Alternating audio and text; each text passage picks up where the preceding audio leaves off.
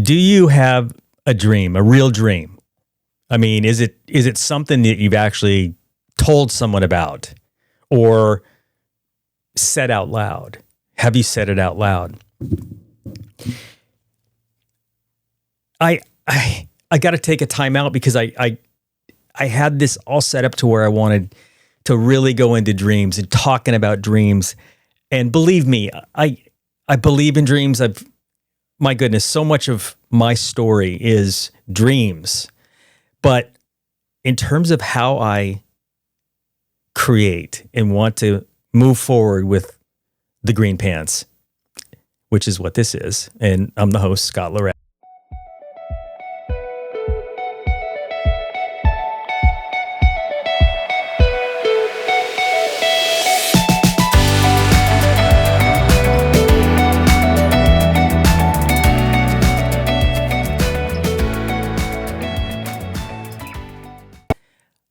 I can't do what I intended to originally do.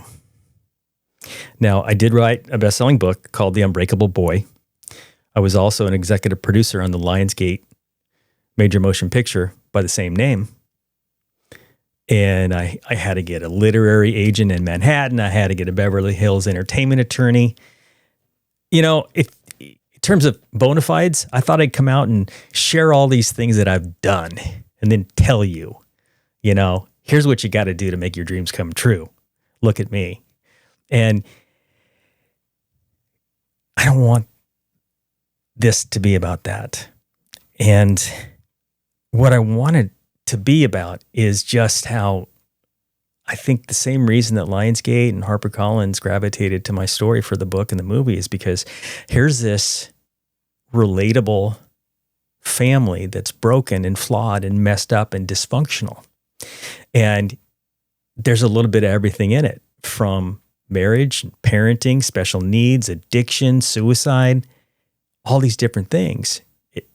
Any and everyone can probably, connect with one piece of what our story is. And I do want to share that. But I got to tell you, it's really crazy, though, because I'd made a handful of episodes. I made 3 or 4 episodes, and I gave them to some folks to take a look at and tell me what they think. And a handful of people told me what I wanted to hear. I really believe that. They said extremely complimentary things to me regarding the Green Pants podcast. But again, that's probably not the best course of action. And that's all. I think that's also why when you're writing a book and whatnot, it's really difficult to give like your loved one or your spouse a copy of what you're writing, because it's just not a lot of times it isn't the best source of what you're looking for.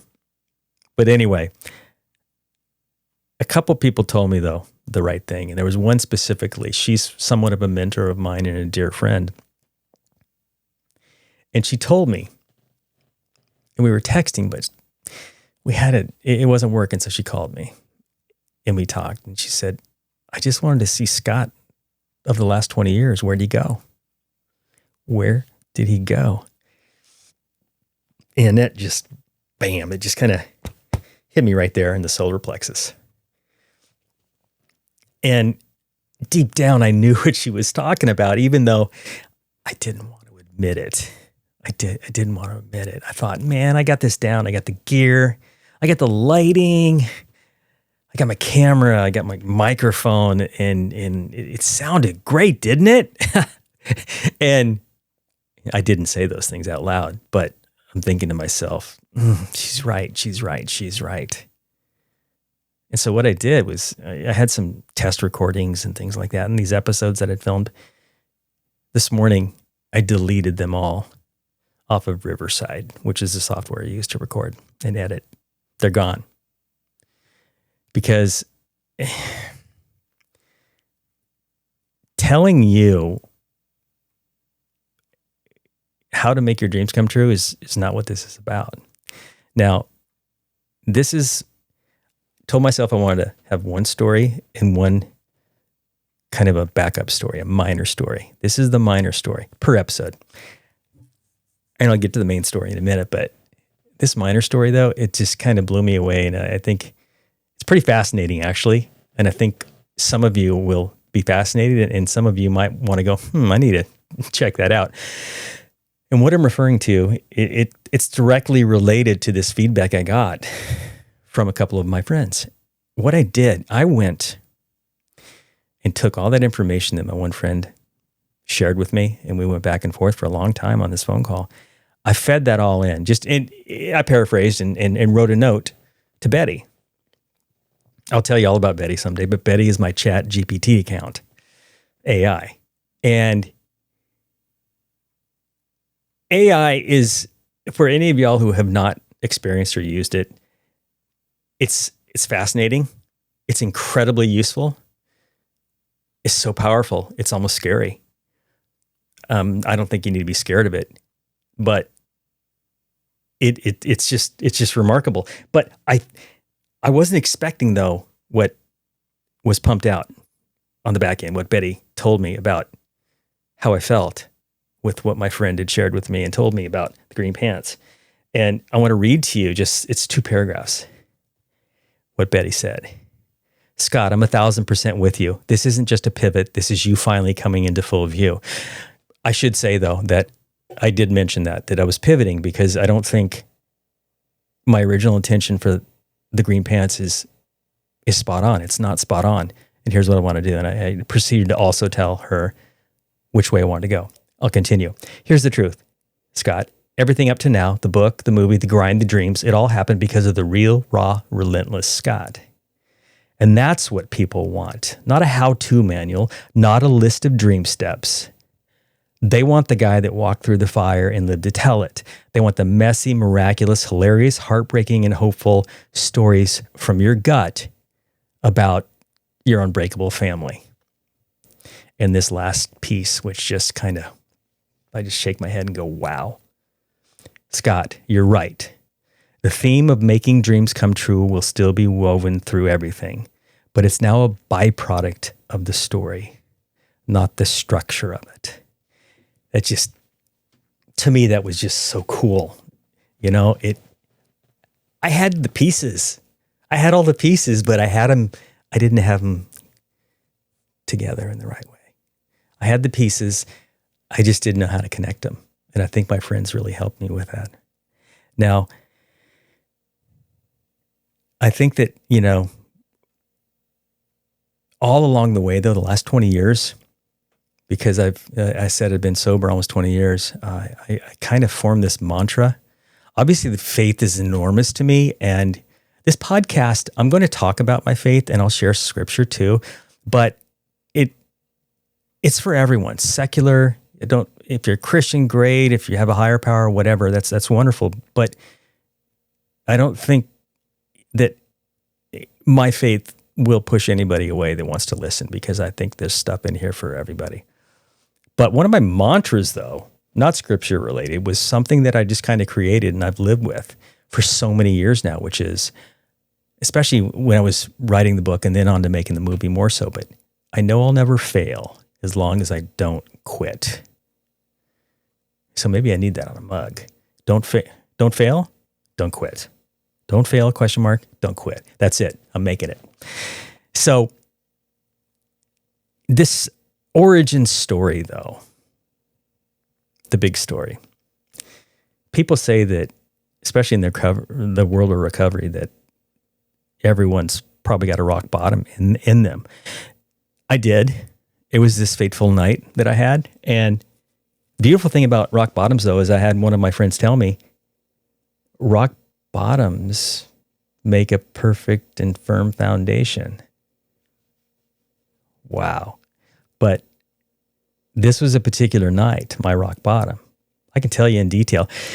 It's one of the only times of my life that I truly, sometimes it really bothers me to talk about it because I'm ashamed. It makes my stomach feel queasy and do cartwheels and I get heavy breathing like that just because I'm so ashamed to share this story. But we ended up going to a party at the country club in the town I'm from, and Teresa stayed home because she hurt so bad. She just had bone pain. And that's, one of the symptoms of her and Austin's osteogenesis imperfecta. And so it was just me and the boys. And by the time we left, I'd already had quite a few drinks. And that was the way that I dealt with everything. And you'll learn more about why going forward. But we got to the country club, and it was a very big party for actually my parents, some of their best friends. It was an anniversary party. And I suppose it was about 10-ish o'clock at night. And I just bolted from this little dance floor, and I ran through the kind of the bar area and into the small bathroom. And I'll never forget it, though, because this is a moment that's ingrained in my brain. I had my hands on the sides of this little sink, and it was a very small bathroom. And then I just looked up into the mirror, these glassy red eyes. And I said something that I've never said in my life. I've said it one time. I looked into my eyes, and I just said, I hate you. I hate you. My mother taught me to never hate anyone or anything. She said that you can despise something immensely, but she said all that with a caveat. She gave me two exceptions, which be the Texas Longhorns and the New York Yankees. Sorry. Not sorry. But I had no self-esteem. I had no self-love. I thought I hated myself at that moment. And I was just so out of it. And I, again, bolted from the bathroom onto the dance floor, grabbed Austin and Logan. I think at the time they were 9 and 11. And I rushed off the dance floor down the short flight of stairs and into the parking lot. Crossing the gravel, I pitched forward. Keys went flying. I had rocks embedded in my hands and in my knees. My nose was I just remember this vividly. My nose was running horribly. I didn't even care. I was cackling. I was laughing and cackling. And I'll always remember this because some gentleman came up. He was actually a doctor, and he picked my keys up, and he put one hand on one of my shoulders, and he said, "Are you okay to drive, buddy?" Buddy. Ugh. That's a whole episode. Call me buddy. But anyway, he handed me my keys and then patted me on the back and proceeded on his way. I remember the kind of beer I was drinking, the funny green bottle, the Grolsch. And I don't know how many drinks I'd had. I had wine, I had beer, a lot.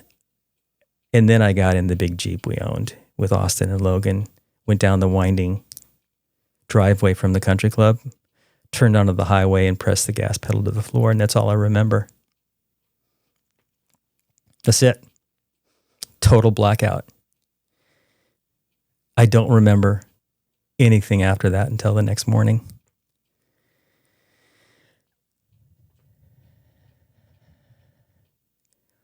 Now, the next morning, though, I don't have a problem with cliches and, things that are maybe over dramatized. Anyway, that next morning, though, a door opened to my life. And I've been sober since that very day. I realized what I had, and I accept it. And as I got more sober, my faith became stronger. And the more my faith became stronger, so did my sobriety. So to use a big word, which Teresa always makes fun of me for, is, and I don't even know if it's the right word, but my faith and my sobriety are inexorably linked. Or is it inextricably? But anyway, so here I am. Today I'm 60. And,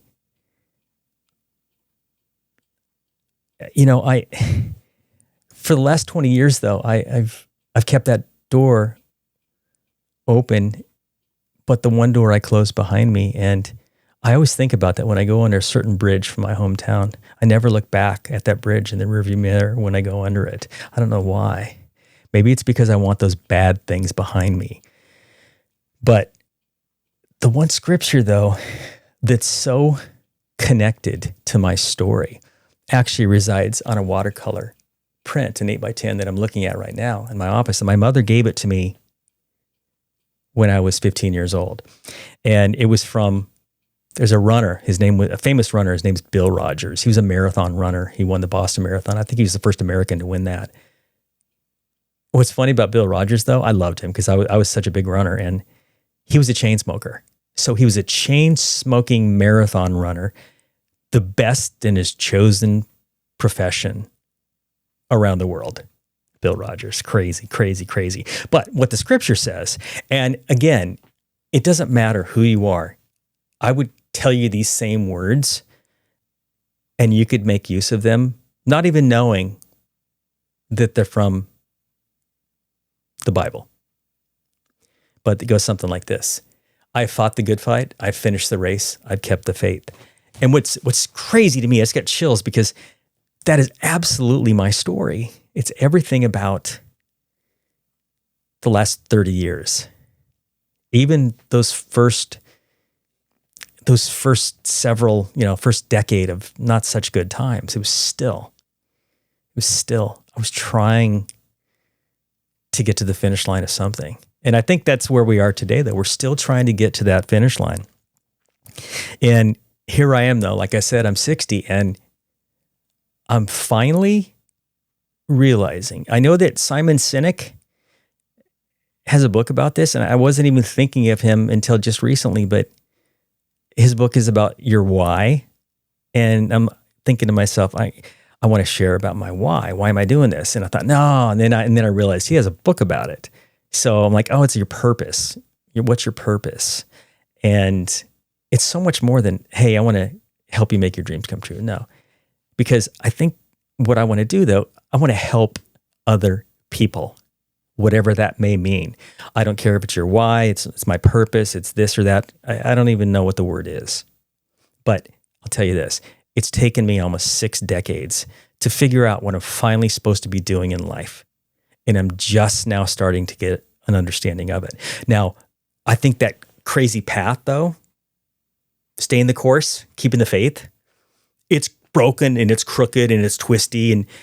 And I think that all those dreams that I talk about, like the movie and the book and this and that, those aren't the endpoints. Those aren't the destinations. I think those are rest stops on that crazy, twisted, broken path towards your purpose, your why, what have you.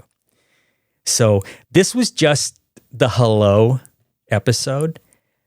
And by the time you get done watching this, there should be episode 2, 3, and 4 in the can, and you can just go straight over and watch those.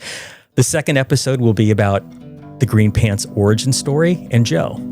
I think everybody has a Joe. If you don't, you should. Joe's is paramount to everything, to my existence, actually. So you don't want to miss Joe. Episode 3, after the Green Pants origin story, episode 3 is about my secret weapon. It's amazing. If I could share one actual strategic tool, life tool, it would be this secret weapon. Don't miss that. That's episode 3. It's crazy good. I mean it. I do it every day. It's part of who I am. Episode 4 will be about adversity, setbacks, drama, hurdles. Now, I don't know if they're subscribe or like or down there or there. I have no clue. This is all new to me. I'm figuring out my lighting and cameras and my gear and everything. I want this to be fun and I want to share. I've got so many stories, it's ridiculous. But please come with me on this journey.